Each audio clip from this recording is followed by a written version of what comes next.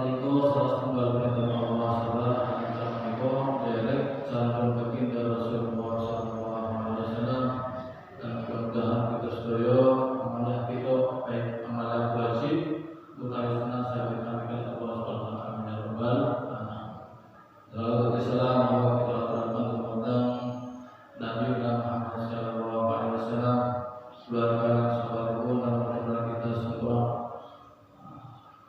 mendapatkan syafaat dari kita, amin ya rabbal alamin. Hadirin jamaah salat subuh yang sama-sama mengharap ridha Allah Subhanahu. Kurang lebih Allah Subhanahu menciptakan makhluknya 18.000 makhluk. Ada yang besar, yang kecil, yang nampak, yang tidak nampak. Dan semua makhluknya Allah SWT di antara 18 macam makhluk ini ada makhluk yang mulia, yaitu yang namanya manusia.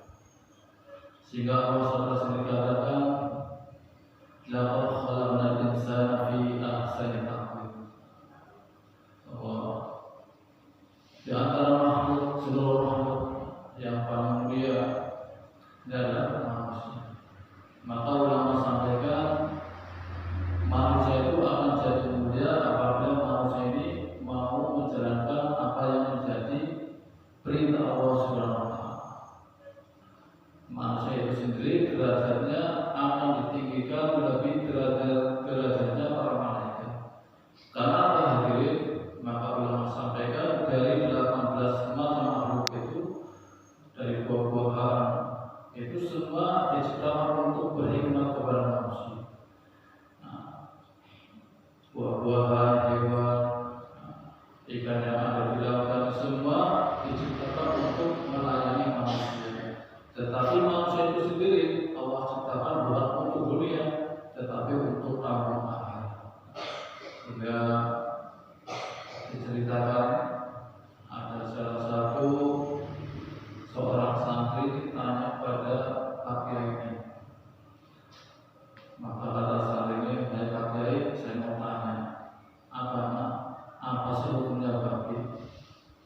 Maka Pak Kiainya mengatakan haram. Maka seorang santri enggak puas dengan jawaban Kiainya. Maka tanya lagi, apa alasannya Pak Kiai? Maka Kiainya pun diam sebentar. Pak Kiainya tanya lagi, "Buana, kalau kamu ingin tahu, kamu besok kamu pulang. Apa yang kamu punya di rumah kamu bawa. Nanti balik lagi ke rumah." Maka semua santri ini pulang. Ada yang punya ayam di bawah, ada yang punya kambing di bawah, termasuk ada yang punya babi di bawah. Maka setelah binatang ini dibawa ke pondok, maka kata Pak Kiai, kamu kumpulkan itu binatang di lapangan. Maka selama 3 hari kamu jangan dikasih makan. Maka betul nggak dikasih makan. Maka sehari 2 hari dia nggak kuat ini maka mati. Maka ada satu makhluk yang bisa bertahan, yaitu babi. Maka setelah diteliti, ternyata ini apa yang menjadikan babi ini bisa bertahan hidup, yang lain mati. Ternyata babi ini mau makan kotornya sendiri. Maka kata babi ini, wahai hewan yang ada di sini, betul, memang saya ini di antara hewan yang ada di sini mungkin saya yang paling hina. Tapi ketahuilah, sesungguhnya ada yang lebih hina daripada saya. Maka ini apa babi? Manusia yang tidak mau mentaati perintah Allah. Maka derajatnya lebih beda daripada binatang. Maka ini sama-sama mengharap dalam bersyukur kepada Allah. Allah mengajarkan kita sebagai manusia. Maka kita harus tahu kedudukan Allah kita sebagai manusia dan apa maksud Allah ciptakan kita. Allah suara kita Allah bumi. Maka tidak ada lain daripada maksud Allah ciptakan kita di dunia adalah laqad khalaqna wa ma khalaqal jinna wal insa illa liya'budun, untuk taat kepada Allah Subhanahu wa taala. Maka sama-sama mengharapkan sesungguhnya Allah Subhanahu wa taala ini zat yang Jadi tidak ada kehidupan tanpa dihidupkan oleh Allah.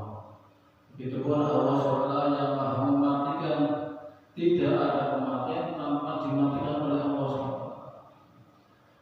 Maka matinya seseorang itu bukan karena keputusannya sudah tua atau karena sakit, tapi kematian seseorang ini karena jatah rezekinya sudah habis. Ada juga orang yang sakit lama bertahun-tahun, karena masih ada rezekinya Allah hidupkan.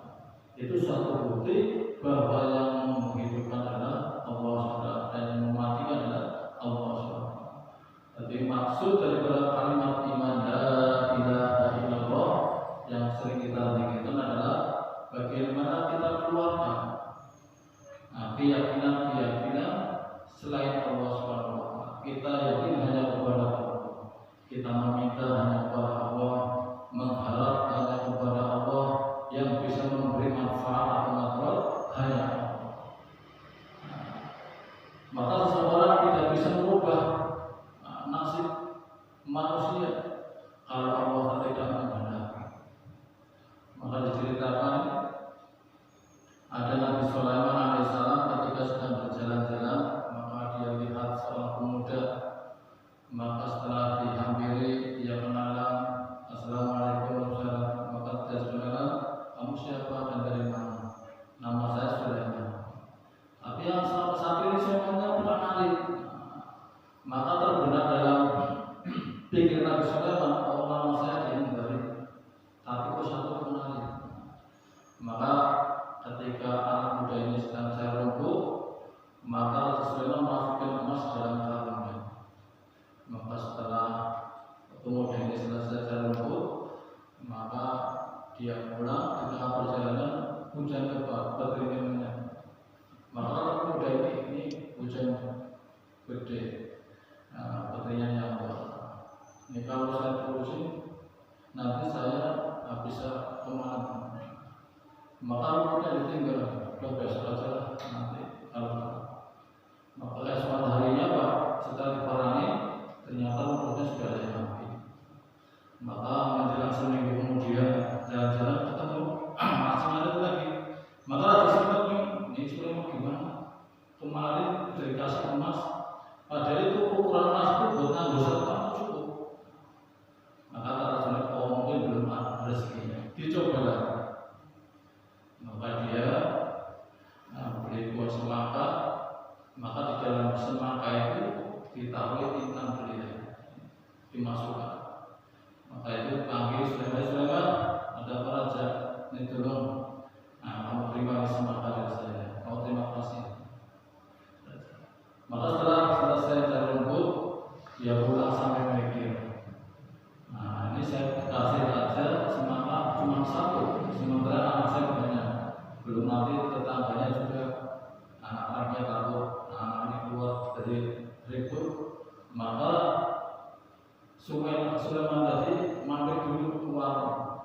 Maka semangka itu ditawarkan, Pak mau nggak beli semangka? Oh, berapa sekian? Maka dibeli. Maka keesokan harinya, kurang lebih singkat cerita seminggu berjalan, Raja Sulaiman pun jalan-jalan lagi. Dilihat masih ada lagi. Maka Raja Sulaiman, gimana sih Sulaiman? Pertama saya kasih emas, masih ngaruh lagi. Saya kasih intan, masih ngaruh lagi. Maka dicoba lagi, mungkin belum rezeki. Maka yang terakhir Raja Sulaiman menulis pesan, wahai gubernur, tolong kamu berikan fasilitas yang penuh kepada orang yang mengantar surat ini. Titik Raja Sulaiman. Maka semua tadi dipanggil oleh Sulaiman, ada Raja, tolong saya minta tolong sama kamu, sampaikan di surat kepada gubernur kamu. Maka diterima suratnya. Maka setelah selesai dari rumputnya dia pulang. Maka dia pun sambil jalan memikir, ini ada apa? Suruh saya suruh menghadap kepada gubernur. Ternyata sampai rumah nggak langsung dikasih, pikirin ini ada apa? Saya orang miskin itu suruh ada mikirin. Maka karena terpikir nggak bisa tidur, maka dia ambil keputusan dah, mendingan saya sultan saya, karena saya mungkin kalau antara sholat ini maka jalannya mungkin bisa menerus hari, dan sementara kaki saya nanti nggak ada yang terlalu, sehingga ya silaturahmi tetangganya. Maka setelah keluar dia sampaikan, Pak, dulu saya dapat amanah dari Tas Sleman untuk mengantarkan surat ini kepada gubernur, karena saya nggak bisa dulu kalau singkat cerita bisa diantarkan kepada gubernur. Maka sudah dibaca, baik gubernur dulu kalau berikan fasilitas yang penuh buat orang yang mengantar surat ini. Maka apa yang terjadi? Maka yang diberikan fasilitas adalah tetangga. Maka saya bisa singkat cerita seminggu berlalu, maka Sulaiman lihat kok masih ngalir lagi, baru Raja Sulaiman istighfar, astagfirullahaladzim. Betul, walaupun seorang nabi ingin merubah nasib seseorang, tetapi kalau Allah tidak mengizinkan, maka tidak terjadi. Ini suatu bukti bahwa apa hikmah daripada kisah ini, bagaimana ini suatu pelajaran buat kita semua. Walaupun itu nabi, meskipun dia doanya makbul, dekat dengan Allah, ingin merubah nasib seseorang, tetapi kalau Allah tidak menghendaki, maka tidak terjadi. Makanya sama-sama mengharapkan pertama, alhamdulillah kita bersyukur kepada Allah Taala, karena kita juga di samping bisa melaksanakan sholat yang bersama, kita pun hendaknya ada pikir bagaimana kita pikirkan sholat kita. Karena bentuk daripada cinta yang kita pada sholat muslim adalah kita tunaikan 3 perkara. Apa? Kalau jauh kita doakan yang baik, kalau dekat kita silaturahmi, kalau lupa kita ingatkan. Termasuk ini kewajiban kita sebagai. Maka dalam hadis boleh katakan ahibainas ma'uhibunas, cintailah manusia sebagaimana engkau mencintai diri kamu sendiri. Man la yahramu la yahram. Karena siapa yang tidak menyayangi Islam, maka tidak akan disayang oleh Allah maupun orang. Maka syarat kalau kita kepingin dicintai oleh Allah, kita belajar mencintai sesama. Maka kesempatan di bulan Ramadan ini kita gunakan bagaimana berbanyak sedekah, kalau ada minimalnya kita terbatan salam, senyum. Ini termasuk daripada sebagai bagian daripada ibadah atau sedekah. Maka yang sama-sama mengharap kepada Allah, maka bagaimana kita sering dengar dari nasihat-nasihat orang dulu, mungkin sering kita disampaikan dalam khutbah Jumat, bagaimana kita terus senantiasa meningkatkan iman kita. Maka dari apa? Dan kita usaha terus memikirkan terus. Maka ulama sampaikan hidayah itu akan datang kepada manusia apabila ada 3 perkara. Kenapa? Kita mikir terus. Yang kedua kita gerak. Yang ketiga doa terus menerus. Bagaimana kita kepingin uang? Orang kalau nggak punya uang mikir terus bagaimana? Maka setelah pikirkan maka akan menggerakkan badan, cari. Mungkin ada kerja siapa teman, tetangga, ada kesenggak. Maka jangan lupa kita. Begitupun keimanan kita. Maka orang dulu ini memikirkan betul bagaimana keadaan agamanya yang ada dalam dirinya. Bagaimana saya menjadi lebih baik daripada hari yang kemarin. Sehingga pesan dari Sayyidina Ali, orang yang rugi adalah bila hari ini sama dengan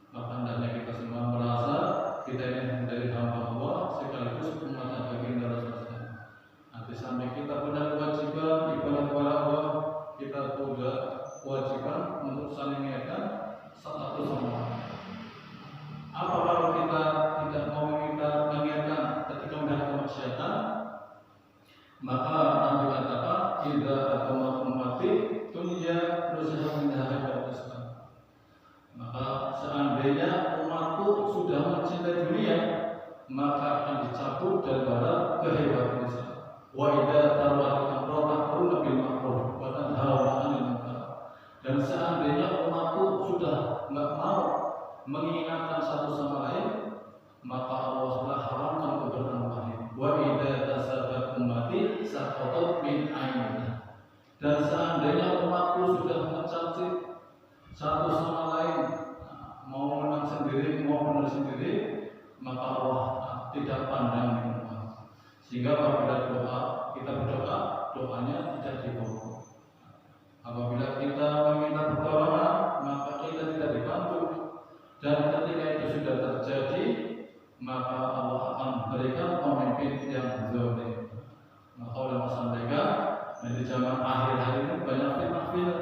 Maka kita jangan sampai jauh dengan para alim ulama.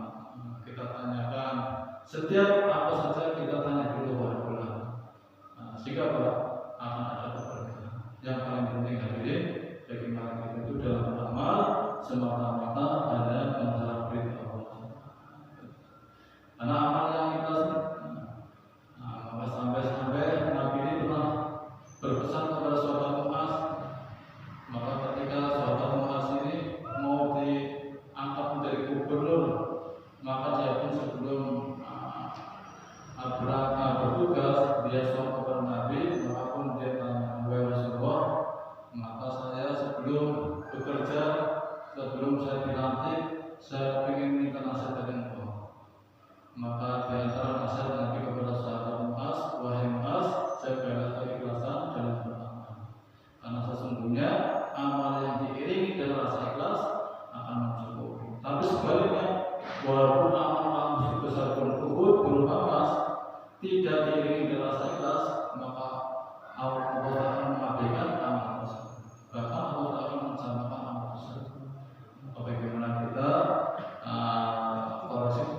ketika mau beramal, di tengah beramal, sesudah beramal. Ini kita penting, sehingga ketika tersirat di dalam hati kita ada keinginan, ada niat amal selain daripada karena Allah, kita segera beristighfar.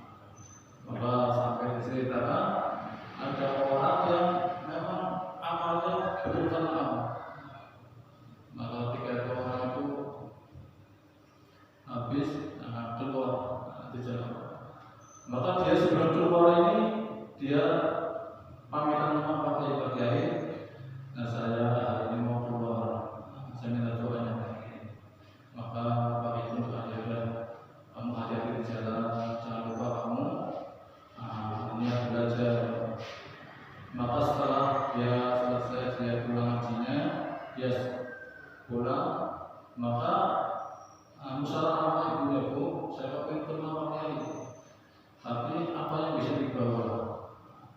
Maka kata ibunya, Pak, Bapak baru pulang.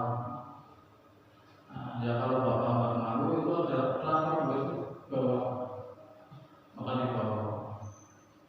Setelah sampai mobil, dia salam, maka dibuka oleh bodinya, maka tanya, Pak Kiai, maka Pak Kiai, oh kamu udah pulang, kapan pulang Mas? Alhamdulillah Pak, saya kemarin.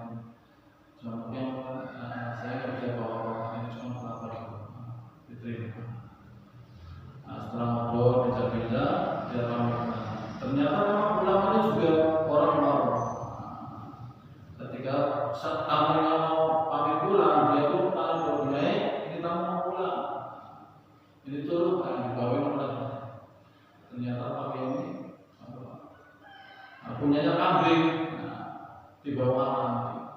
Maka dia pulang sambil bawa kambing. Maka di tengah jalan ditanya oleh orang kaya, Mas, itu kambing dari mana? Saya habis sholat Pak Kiai. Dan memang kamu bawa apa Pak Kiai? Kok sampai dikasih kambing? Oh saya bawa apa? Berapa dibuat? Maka tersirat sama orang kaya ini orang bawa kelapa dua di rumah Pak Kiai dikasih kambing. Dia pikir, coba kalau saya bawa kambing mau dikasih apa? Mungkin barangnya mau dikasih sapi. Maka kalian orang kaya silaturahmi, karena niatnya beda. Ya, Assalamualaikum, sudah.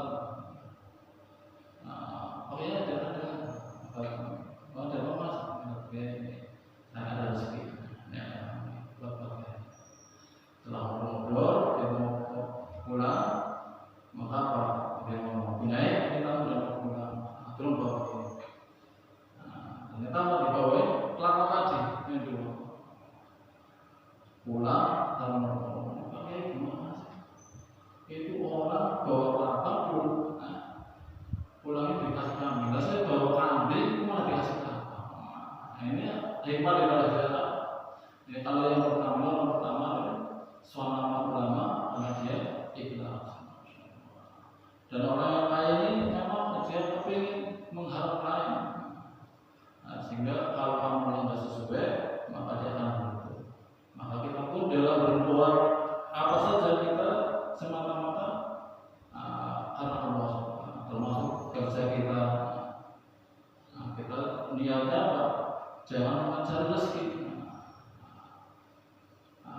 Kita kerja niatnya karena diperintah. Artinya kalau kita kerja niatnya cari rezeki, kalau tidak sesuai dengan bayarannya, kita menolak. Tapi kalau kita kerja niatnya karena diperintah Allah, walaupun mungkin pendapatannya tidak sesuai, maka dalam hati kita akan kembalikan ke Allah. Mungkin rezeki saya hari ini. Maka betul kalau orang akan bersyukur janji Allah. Maka bagaimana kesempatan di bulan Ramadan ini kita jadikan momen yang paling berharga. Karena tidak semua orang bisa melaksanakan ibadah puasa. Maka kita yang tinggal sisa beberapa hari lagi kita maksimalkan. Mungkin hari akhir kita banyak doa, banyak Quran, banyak Quran, kita banyak berzikir dan sebagainya. Dan mudah-mudahan kita dalam setiap amal kita berharap kepada Allah supaya amal kita diterima. Maka ulama sampaikan seandainya amal kita ada yang diterima satu amal saja, ini sudah cukup untuk menjadi tiket masuk surga. Karena amal kita nggak tahu yang diterima yang mana, maka kita coba lagi ulang. Maka bagaimana kita senantiasa husnuzon